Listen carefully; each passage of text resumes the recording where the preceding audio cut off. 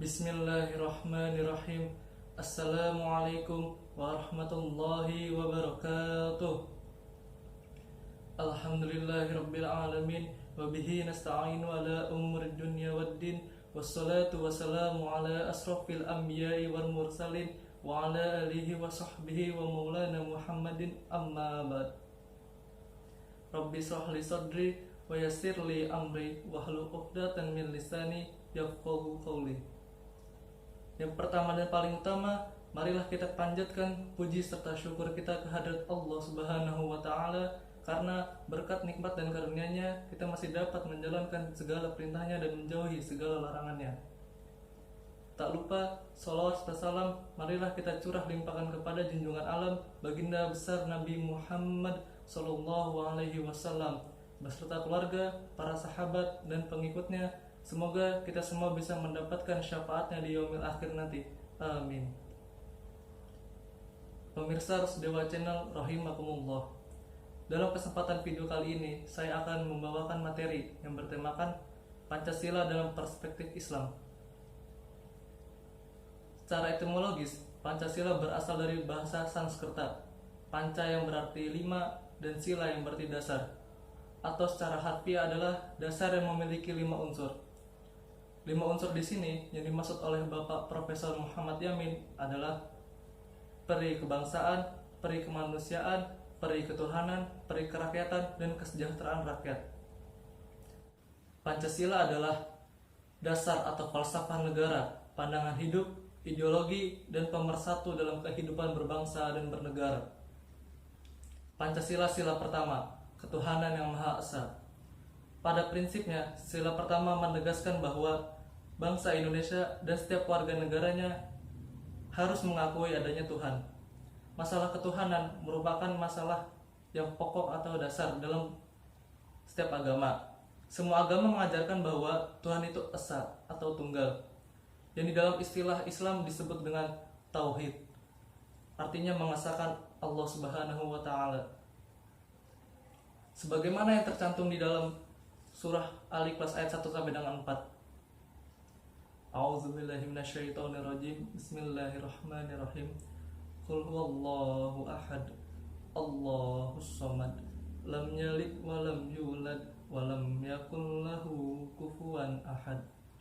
Artinya, katakanlah, Dialah Allah yang Maha Esa. Allah adalah Tuhan yang bergantung kepadanya segala sesuatu. Dia tidak melahirkan dan tidak pula dilahirkan. Tidak pula ada seorang pun yang setara dengannya.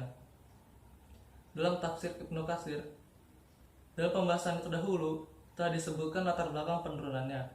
Ikrimah mengatakan bahwa ketika orang-orang Yahudi mengatakan kami menyembah Uzair anak Allah, orang-orang Nasrani mengatakan kami menyembah Al-Masih putra Allah, orang-orang Majusi mengatakan kami menyembah matahari dan bulan, dan orang-orang musyrik mengatakan kami menyembah berhala. Maka Allah menurunkan firman-Nya kepada Rasul-Nya, Qul huwallahu ahad. Katakanlah, Dialah Allah yang Maha Esa. Yang selanjutnya, sila kedua, kemanusiaan yang adil dan beradab. Kemanusiaan yang adil dan beradab dalam Pancasila pada prinsipnya menegaskan bahwa bangsa Indonesia merupakan bagian dari kemanusiaan yang universal, yang dituntut mengembangkan persaudaraan berdasarkan nilai-nilai kemanusiaan yang berkeadilan dan berkeadaban. Kemanusiaan yang adil dan beradab merupakan kesadaran sikap dan perbuatan manusia yang didasarkan pada potensi akal budi dan hati nurani, yaitu akhlak mulia yang dicerminkan pada dalam sikap dan perbuatan sesuai dengan kodrat, hakikat, dan martabat manusia. Sebagaimana yang tercantum di dalam surat An-Nahl ayat 90. A'udzubillahi minasyaitonirrajim. Innallaha ya'muru bil 'adli wal ihsani wa ita'i idzil qurba wa yanha 'anil fahsya'i wal munkar wal baghi ya'izukum la'allakum tadhakkarun. Yang artinya, sesungguhnya Allah menyuruh kamu berlaku adil dan berbuat kebajikan, memberi kepada kaum kerabat, dan Allah melarang perbuatan keji, kemungkaran, dan permusuhan. Dia memberi pengajaran kepadamu agar kamu dapat mengambil hikmahnya, agar kamu dapat mengambil pelajaran. Di dalam tafsir Ibnu Katsir, Allah Ta'ala memberitahu bahwa Dia memerintahkan hamba-hambanya untuk berbuat adil, yakni mengambil sikap tengah dan penuh keseimbangan, serta menganjurkan untuk berbuat kebaikan. Yang demikian itu senada dengan firman-Nya yang lain. Dan balasan semua kejahatan adalah kejahatan yang serupa. Barang siapa memaafkan dan berbuat baik, maka pahalanya atas Allah. Surah Asy-Syura ayat 40. Ali bin Abi Thalhah mengatakan dari Ibnu Abbas, Innallaha ya'muru bil 'adl. Sesungguhnya Allah memerintahkan untuk berbuat adil. Dia mengatakan, yaitu kesaksian bahwasanya tiada lillah yang berhak diibadahi selain Allah. Sufyan bin Uyainah mengatakan, adil di sini adalah sikap sama dengan melakukan amal untuk Allah, baik amal yang dilakukan secara sembunyi-sembunyi maupun terang-terangan. Ihsan adalah seseorang yang batinnya itu lebih baik daripada yang nampak atau dohirnya. Al-fahsya dan al-munkar adalah seseorang yang dohirnya itu lebih baik daripada batinnya. Allah Ta'ala, firman Allah Ta'ala, wa ita'i dzil qurba, dan memberi kepada kaum kerabat. Maksudnya, dia memerintahkan untuk menyambung silaturahmi sebagaimana yang difirmankannya dalam ayat yang lain. Dan berikanlah kepada keluarga-keluarga yang terdekat akan haknya sebagaimana yang difirmankannya dalam ayat yang lain. Dan berikanlah kepada keluarga-keluarga yang dekat akan haknya, kepada orang miskin dan orang yang dalam perjalanan, serta jangan bersikap mubazir. Quran surat Al-Isra ayat 26. Firman-Nya, wa yanha 'anil fahsya'i wal munkar, dan Allah melarang dari perbuatan keji dan munkar. Kata fawahishi artinya berbagi perbuatan yang diharap. Kata fawahishi berarti berbagai perbuatan yang diharamkan. Sedangkan mungkar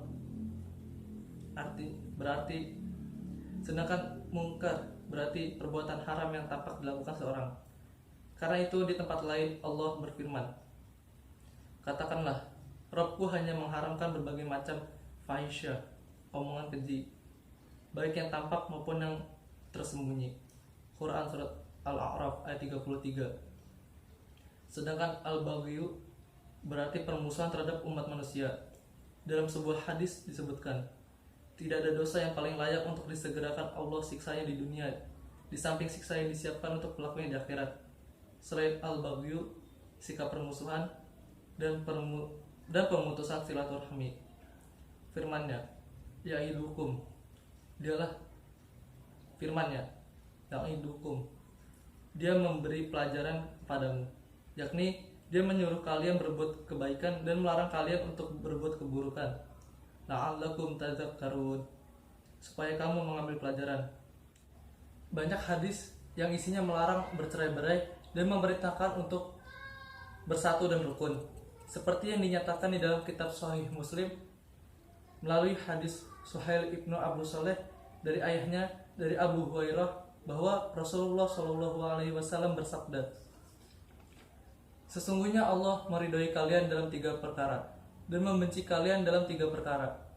Dia meridhoi kalian jika kalian beribadah kepadanya dan tidak menyekutukannya dengan sesuatu apapun, berpegang teguh pada tali Allah dan tidak bercerai-berai, dan setia kepada orang-orang yang sesungguhnya Allah meridhoi kalian dalam 3 perkara dan membenci kalian dalam 3 perkara. Dia meridhoi kalian jika kalian beribadah kepadanya dan tidak menyekutukannya dengan sesuatu apapun, berpegang teguh pada tali Allah dan tidak bercerai-berai, dan setia kepada orang yang telah diserahi urusan kalian oleh Allah. Dan dia membenci kalian dalam 3 perkara, yaitu banyak berbicara, membicarakan pembicaraan orang lain, banyak bertanya, dan menghamburkan harta. Berikutnya sila keempat, kerakyatan yang dipimpin oleh hikmat kebijaksanaan dalam permusyawaratan perwakilan. Sila keempat Pancasila menyebutkan kerakyatan yang dipimpin oleh hikmat kebijaksanaan dalam permusyawaratan perwakilan. Berarti yang dikedepankan prinsip bermusyawarah untuk mufakat melalui wakil-wakilnya dan badan-badan perwakilan dalam memperjuangkan mandat rakyat. Prinsip musyawarah adalah prinsip yang sangat penting dalam memecahkan kesulitan-kesulitan. Maka dalam menghadapi segala macam problematika, diberikannya prinsip musyawarah sebagai jalan untuk memelihara persatuan. Oleh karena itu, dalam teori ini sumber kekuasaan adalah di tangan rakyat atau umat itu tersendiri, bukan kepala negara. Di dalam Al-Quran terdapat perintah permusyawaratan dalam urusan dunia. A'udzubillahi minasyaitonirrajim. Walladzina istajabu lirabbihim wa aqamus salata wa amruhum syura bainahum wa mimma razaqnahum yunfiqun. Artinya, dan bagi orang-orang yang menerima atau mematuhi seruan Rabb-nya dan mendirikan sholat, sedang urusan mereka diputuskan dengan musyawarah antara mereka, dan mereka menafkahkan sebagian dari rezeki yang kami berikan kepada mereka. Quran Surah Asy-Syura ayat 38. Dalam tafsir Ibnu Katsir, di dalam tafsir Ibnu Katsir, walladzina istajabu lirabbihim wa aqamus salata. Dalam tafsir Ibnu Katsir, walladzina istajabu lirabbihim, dan bagi orang-orang yang menerima atau mematuhi seruan Tuhannya, yakni mereka mengikuti Rasul-Rasul Allah dan taat kepada perintah-perintahnya serta menjauhi larangan-larangannya. Wa aqamus sholata, dan mendirikan sholat. Sholat merupakan ibadah yang paling besar kepada Allah Subhanahu wa Ta'ala. Wa amruhum syura bainahum, sedangkan urusan mereka diputuskan dengan musyawarah antara mereka, yaitu mereka tidak pernah memutuskan segala sesuatu urusan, melainkan terlebih dahulu mereka memusyawarahkan di antara sesama. Yaitu mereka tidak pernah memutuskan sesuatu urusan, melainkan terlebih dahulu mereka musyawarahkannya di antara mereka, agar mereka, yaitu mereka tidak pernah memutuskan sesuatu urusan, melainkan terlebih dahulu mereka musyawarahkan di antara sesamanya, agar masing-masing dari mereka mengungkapkan pendapatnya, seperti dalam menghadapi urusan perang dan lain sebagainya. Yang penting, bagaimana yang disebutkan dalam ayat lain, wasyawirhum fil amr, dan bermusyawarahlah dengan mereka dalam urusan itu. Quran Surah Ali Imran ayat 159. Karena itulah Rasulullah SAW selalu bermusyawarah dengan para sahabatnya saat menghadapi peperangan dan urusan penting lainnya, sehingga dengan demikian hati mereka menjadi baik. Hal yang sama telah dilakukan oleh Khalifah Umar bin Khattab radhiyallahu anhu saat menjelang ajalnya karena tertusuk. Ia menjadikan urusan kekhalifahan sesudahnya agar dimusyawarahkan di antara sesama mereka untuk memilih salah seorang dari 6 orang berikut, yaitu Utsman, Ali, Tolha, Az-Zubair, Sa'ad, dan Abdurrahman ibn Auf. Semoga Allah melimpahkan ridhonya kepada mereka. Maka akhirnya pendapat semua sahabat sepakat menunjuk sahabat Utsman ibn Affan. Wa mimma razaqnahum yunfiqun, dan mereka menafkahkan sebagian dari rezeki yang kami berikan kepada mereka. Yang demikian itu dilakukan dengan berbuat kebaikan kepada makhluk Allah yang paling dekat dan mereka dari kalangan keluarga-keluarga mereka. Lalu berikutnya adalah orang yang terdekat dengan mereka. Aku tidak pernah melihat seorang yang paling banyak bermusyawarah dengan para sahabatnya dibanding Rasulullah SAW. Hadis riwayat Tirmidzi. Sila kelima, keadilan sosial bagi seluruh rakyat Indonesia. Keadilan sosial yang memiliki unsur pemerataan, persamaan, dan kebebasan.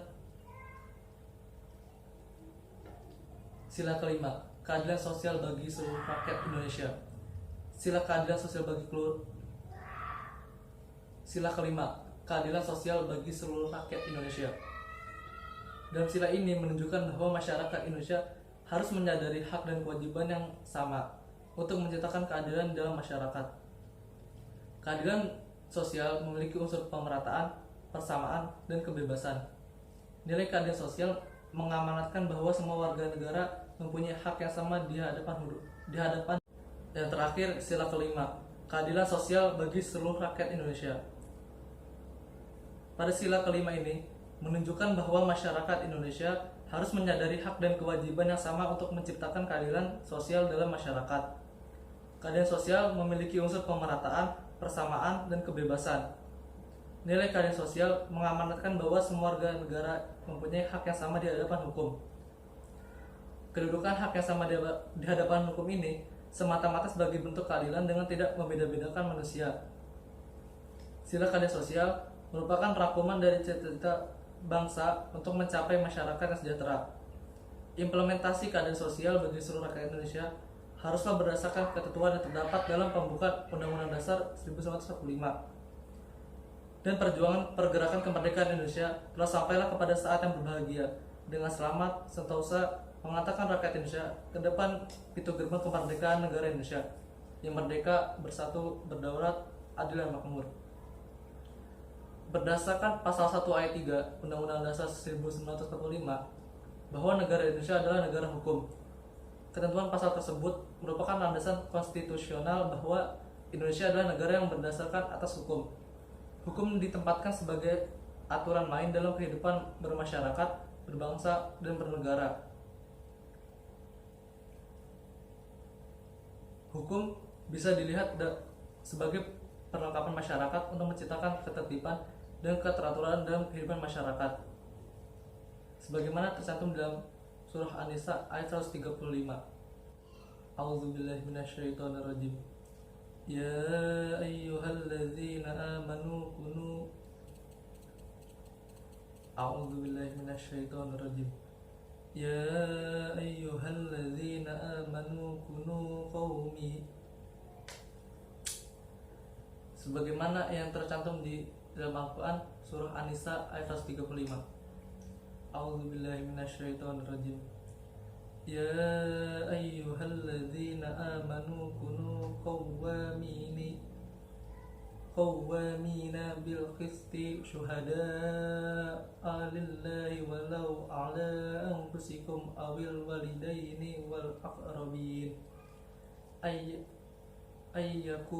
ayyakun ghaniyan aw faqiran fallahu iyakun ghaniyan aw faqiran fallahu awla bihima fala tattabi'ul hawa an ta'dilu wa in talwu aw tu'ridu fa innallaha kana bima ta'maluna khabira. Artinya, hai orang-orang yang beriman, jadilah kamu orang yang benar-benar penegak keadilan, menjadi saksi karena Allah biarpun terhadap dirimu sendiri atau bapak atau ibu bapakmu dan kaum kerabatmu. Jika ia kaya ataupun miskin, maka Allah lebih tahu kemaslahatannya. Maka janganlah kamu mengikuti hawa nafsu karena ingin menyimpang dari kebenaran. Dan jika kamu memutar balikan kata-kata atau enggan menjadi saksi, maka sesungguhnya Allah mengetahui segala apa yang kamu kerjakan. Dalam tafsir Ibnu Katsir, Allah Subhanahu wa taala memerintahkan kepada hamba-hambanya yang mukmin agar menegakkan keadilan dan janganlah mereka bergeming dari keadilan itu. Jangan pula mereka mundur dari menegakkan keadilan karena Allah hanya karena celaan orang-orang yang mencela. Jangan pula mereka dipengaruhi oleh sesuatu yang membuatnya berpaling dari keadilan.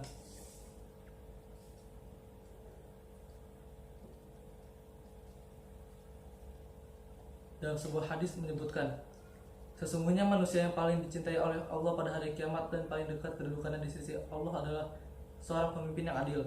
Sedangkan orang yang paling dibenci oleh Allah dan paling jauh kedudukannya dari Allah adalah seorang pemimpin yang zalim. Hadis riwayat Tirmizi. Demikian yang bisa saya sampaikan. Semoga kita bisa mendapatkan manfaatnya. Mohon maaf apabila ada kekurangan dalam penyampaian. Wabillahi taufiq wal hidayah. Wassalamualaikum warahmatullahi wabarakatuh.